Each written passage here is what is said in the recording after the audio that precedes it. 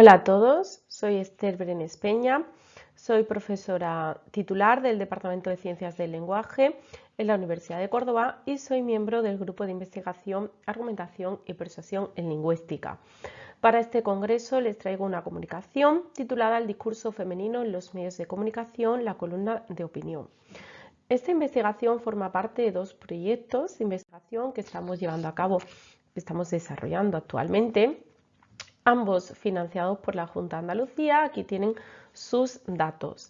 Si alguien está interesado en ver con un poco más de detenimiento quiénes formamos parte de estos proyectos, las actividades o las investigaciones que se están generando a raíz de ellos, pues solo tiene que ir a nuestra página web, a la página web del grupo de investigación que tienen aquí en esta diapositiva. Bien, la primera pregunta que me gustaría responderles es ¿por qué he elegido esta temática o esta línea de investigación? Como bien explica en esta cita Calero Fernández, el género de los interlocutores es un elemento esencial en la verbalización de nuestros enunciados, es decir, es un factor que genera variación lingüística. Y el estudio precisamente de estas diferencias entre el habla femenina y masculina, pues dio lugar a mediados del siglo pasado a la conocida como teoría de la dominación. Como bien saben, en estos trabajos el habla femenina se considera como deficitaria con respecto al habla masculina. Y esta sumisión social de la mujer pues se refleja lingüísticamente en el estilo discursivo femenino, que tiende hacia la atenuación, hacia la mitigación y hacia el empleo de la cortesía verbal. En esta diapositiva tienen desglosados los rasgos que Robin Lakoff consideraba propios del habla femenina y que van todos en esta misma línea. El punto débil, por decirlo así, de estos trabajos es que carecen de una base empírica. Otto Jespersen pues analiza, según indica el habla de sus amigos, y Robin Lakoff acude a la introspección para indicar cuáles son los rasgos propios del habla de las mujeres. Esta ausencia de una base empírica pues evidentemente hace que, utilizando una expresión que por desgracia es muy habitual hoy en día, pues tengamos que poner en cuarentena la fiabilidad de los resultados alcanzados. Por oposición a esa teoría de la dominación y también como consecuencia de los movimientos feministas de la época, en la década de los 90 surge la teoría de la diferencia. Para estos autores el habla femenina no es deficitaria con respecto al habla masculina, sino que las divergencias entre uno y otro estilo discursivo se deben a las diferencias educacionales, a las diferentes pautas educativas que han recibido niños y niñas desde la infancia. A pesar de este cambio de enfoque, el habla femenina se sigue asociando con la atenuación, con la cortesía, con la mitigación, etc. Por todos es conocida esa oposición, ¿no?, entablada por Deborah Tannen entre el estilo relacional femenino y el estilo informativo masculino. Bien, pero ¿qué es lo que sucede? Pues que cuando nosotros vamos a los textos vemos que esta caracterización del habla masculina y femenina no siempre está vigente, ¿no? Ya en el 97 Fuentes Rodríguez, analizando un corpus de conversaciones de hablantes sevillanos, pues constató cómo el empleo de la atenuación pues no se relacionaba tanto con el sexo, ¿no?, del interlocutor como con la estrategia argumentativa que quieren emplear y con la creación de una imagen positiva del emisor frente al receptor. En el terreno político, de hecho, pues se ha demostrado que el estilo discursivo viene o está más influenciado por el rol que estamos ejerciendo, si somos representantes del gobierno o de la oposición, y también por el tipo de discurso en el que nos encontramos inmersos, si estamos en un debate electoral o una pregunta oral parlamentaria. Bien, pues estos factores son más decisivos para configurar nuestro estilo discursivo que el género o el sexo del hablante. De hecho, se ha demostrado que las mujeres pueden llegar a emplear la descortesía verbal en un grado mayor que los hombres en el terreno parlamentario. Tanto en la teoría de la dominación como en la diferencia, y tal como explica aquí en esta cita Acuña Ferreira, se mantenía una visión bastante estática de lo que es el sexo o el género. Se supone que los hombres y las mujeres se comportan comunicativamente de la misma manera en todas las interacciones, independientemente de cuál sea su finalidad, independientemente del tipo de discurso en el que se encuentren inmersos. Nosotros defendemos que el género de los interlocutores pues genera esta variación lingüística y que es un factor que debe ser atendido en nuestros análisis, pero siempre partiendo del estudio de textos reales con una metodología que nos permita ver el influjo que también ejercen otros factores y sin caer en los estereotipos que se han ido generando tradicionalmente.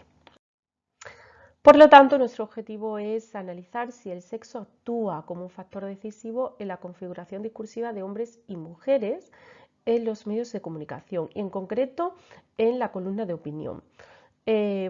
Hemos analizado 90 columnas de opinión publicadas en diarios españoles digitales en el intervalo temporal comprendido entre junio y noviembre de 2021.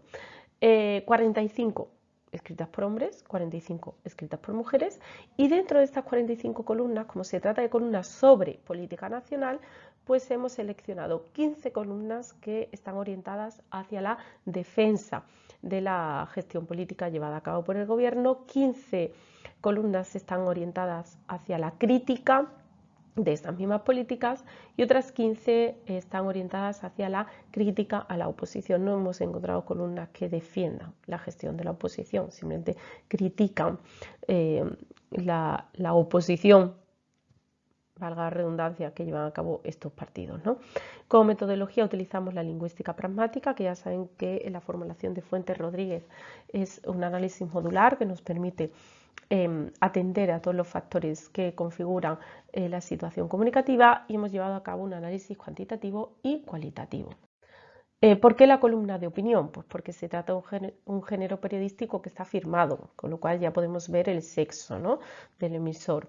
Porque el estilo en la columna de opinión es libre, personal, y porque es un texto claramente argumentativo, que podría decirse que persigue un doble objetivo. Por un lado, persuadir al receptor de la tesis que nosotros formulamos en la columna, y por otro lado, pues conseguir la fidelidad, la adhesión de estos receptores, que son en última instancia el germen, ¿no?, de los beneficios económicos, ¿no? Y para ello, para alcanzar este doble objetivo, pues el columnista crea una identidad discursiva propia. Lo que queremos ver es si en la creación de esta identidad discursiva el sexo es un factor determinante o no. Como tiene aquí apuntado por Mancera Rueda, todo columnista construye a lo largo de su discurso una imagen de sí mismo, ¿no? Y además, como dice Moreno Espinosa, hay tantas columnas como columnistas porque la columna de opinión es ejemplo de un lenguaje periodístico personal. Tienen aquí un listado de todas las columnas analizadas. No me detengo, como esto es un vídeo, pues pueden pausar y pueden ver esto con más detenimiento, pero si no, pues no respeto el límite temporal impuesto. Bien. Resultado del análisis. ¿Qué estrategias se utilizan en las columnas de opinión para crear esta identidad discursiva? Pues nosotros hemos identificado principalmente tres. El empleo medido porque evidentemente no se trata de conversaciones coloquiales, sino que se intenta imitar, fingir este registro coloquial. Las actividades de cortesía y descortesía verbal, y también el uso o el empleo de la emoción. Empezamos por el primero. La coloquialidad depende del sexo del emisor. Bueno, pues esto es una pregunta que ya ha sido respondida anteriormente, ya que en trabajos como los de Mancera Rueda, Porrocho y Ballesteros, se ha demostrado que este empleo estratégico medido de la coloquialidad, pues es un mecanismo propio de la columna de opinión que quiere crear esa apariencia de confianza, de complicidad con el receptor para, en última instancia, como decimos, ganarse su adhesión. Y es una estrategia que también ha demostrado su rendimiento en el terreno político, como tienen ahí indicado. Se trata de una oralidad fingida, evidentemente, como os he explicado, una oralidad que se refleja en algunos elementos léxicos seleccionados. No me puedo detener en los ejemplos porque ya voy por 10 minutos, pero bueno, siempre, como hemos dicho, pueden pausar el vídeo. Y aquí tienen los elementos léxicos con la pantalla, ¿no? Estos corresponden al diccionario de la RAE para que puedan constatar cómo pues, son expresiones, son elementos propios, ¿no? Del registro oral coloquial. De hecho, también se intenta reproducir la pronunciación relajada de algunas expresiones, se intenta simular una interacción con el receptor a través de estas secuencias de preguntas-respuestas. Son preguntas en las que supuestamente el emisor se hace eco, ¿no?, de los interrogantes que posee el receptor y además a continuación los responde. El uso de apelativos, de vocativos, también persigue esta misma finalidad. Los enunciados suspendidos que deben ser completados por el receptor, pues evidentemente intentar reflejar, ¿no?, esa familiaridad, esa información compartida entre ambos. Y desde el punto de vista sintáctico, pues también encontramos esa sintaxis concatenada, parcelada, que se ha caracterizado como propia de esta planificación sobre la marcha que encontramos en la oralidad, en la conversación coloquial.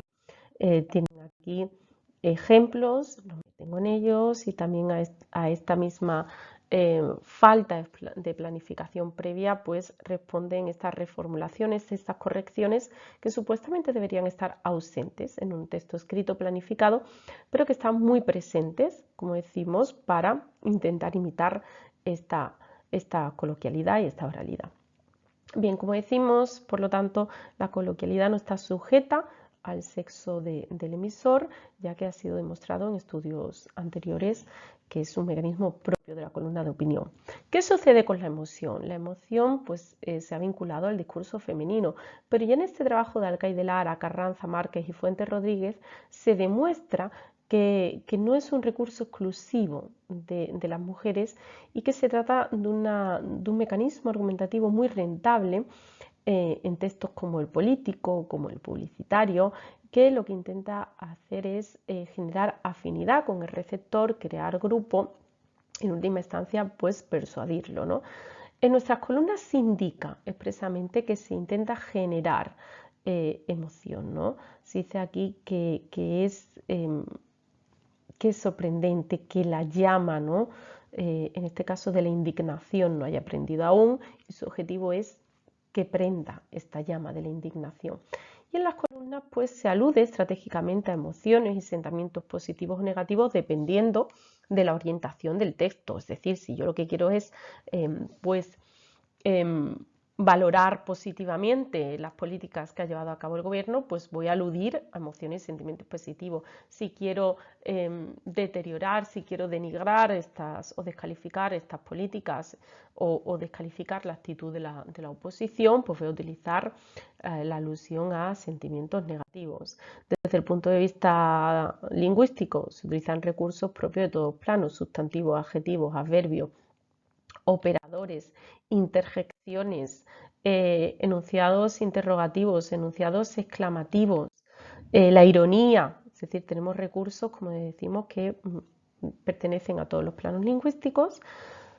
Y la pregunta que tenemos que responder es si este empleo de la emoción está sujeto al sexo del emisor, es decir, si está más presente en las columnas de opinión escritas por mujeres. Bien, pues los resultados obtenidos, la verdad que no nos permiten asociar el empleo de la emoción a la mujer. Si nos centramos solo en la verbalización lingüística de los títulos de las columnas, pues sí, parecen que las mujeres, ¿no?, utilizan estos recursos emotivos más en la formalización lingüística de los títulos de las columnas, pero si vamos al cuerpo de la columna vemos que la emoción está prácticamente presente en todas las columnas, ya sea en la verbalización de los argumentos empleados o de la tesis defendida, con lo cual, como decimos, la emoción no parece que en este caso sea una cuestión de género, sino que es una estrategia argumentativa empleada en la columna de opinión para alcanzar la tesis o la opción propuesta, ¿no? Ya sea defensa del gobierno o crítica del gobierno o de la oposición. ¿Y qué sucede con la cortesía y descortesía verbal? Ya Sarah Mills en 2003 pues dijo que el asociar el discurso femenino con la cortesía es una simplificación. De hecho, se ha demostrado que en el terreno parlamentario las mujeres pueden utilizar la cortesía en grado mayor que sus homólogos masculinos. ¿Y qué sucede en las columnas de opinión? Bueno, pues aquí lo que encontramos al ser columnas de opinión sobre política nacional es un discurso muy polarizado en el que están presentes las dos macroestrategias de las que yo hablo Van Dijk en 2003, es decir, encontramos una defensa y autorrepresentación positiva del endogrupo, para lo cual vamos a utilizar estrategias y mecanismos propios de la cortesía valorizadora, y un ataque y deterioro de ese grupo, para lo cual vamos a utilizar elementos propios de la descortesía verbal. En este sentido podemos atacar la imagen social pública del político, pero también podemos descalificar su imagen social privada, lo que puede considerarse como una falacia argumentativa, como un ataque ad hominem. En las diapositivas siguientes tienen ejemplos tanto de la cortesía valorizadora utilizada para la defensa del gobierno, por ejemplo, como ejemplos de descortesía verbal, ataques a la imagen social pública, su rol profesional como político y también estos ataques ad hominem, estas descalificaciones de su imagen social más privada. No me puedo detener, tampoco me puedo detener en el análisis de los motes que están tan presentes y que son bastante ingeniosos, ya que también intentan generar humor, intentan provocar una carcajada en el receptor, ¿no? Y por lo tanto afiliarse con este receptor gracias a la descalificación del político. Bien, no me puedo detener para ajustarme al tiempo, porque ya me estoy pasando un poco, pero vamos ya a finalizar. Es una cuestión de género el empleo de la cortesía o descortesía verbal. En este sentido, pues solo hemos podido analizar los títulos de las columnas. El análisis cuantitativo se nos complicaba mucho. ¿Por qué? Porque en el cuerpo de la columna lo que encontramos es una gran recursividad de estas estrategias. Pero en los títulos lo que podemos ver es que el empleo de la cortesía valorizadora o de la descortesía verbal está asociada a la macroestrategia que se sigue en la columna de opinión. Es decir, si yo quiero defender la gestión política del gobierno, pues voy a utilizar cortesía valorizadora independientemente de si soy hombre o mujer. Si quiero descalificar a la oposición, utilizo ataques a su imagen social pública y privada. Y lo mismo si quiero descalificar al gobierno. Podríamos decir, bueno, parece que las mujeres utilizan más el ataque a la imagen social pública, pero si vemos aquí en el ataque al gobierno, la tendencia se invierte, con lo cual, como decimos, no parece que sea el género del hablante el factor que influye para utilizar una u otra actividad de imagen, sino que lo que influye o el factor decisivo es la finalidad perseguida. Conclusiones. Pues en las columnas de opinión sobre política nacional analizadas se emplean tres mecanismos: el registro coloquial, la emoción y la cortesía y descortesía verbal. ¿Para qué? Para persuadir al receptor, para crear una identidad discursiva propia. ¿El género influye en el empleo en mayor o menor grado de estos mecanismos? Pues parece ser que no, al menos en las columnas analizadas. Parece que el factor decisivo es la finalidad perseguida y la creación de una imagen social, de una identidad propia. Es decir, se trata de un discurso profesionalizado, característico de este tipo de texto, característico también de la temática tratada. Si a lo mejor analizamos columnas de opinión sobre otra temática, encontramos otros resultados. Y desde un punto de vista más general, pues creemos que no se puede asociar biunívocamente discurso femenino con atenuación, con cortesía, con afiliación. Depende de la finalidad perseguida, depende del tipo de texto en el que nos encontremos, de modo que tenemos que llevar a cabo un análisis mucho más detallado para poder caracterizar de forma más específica el discurso femenino. Muchas gracias por su atención y de nuevo aquí tienen mi correo electrónico por si tienen alguna duda o pregunta. Y perdonen por haberme pasado unos minutitos. Adiós.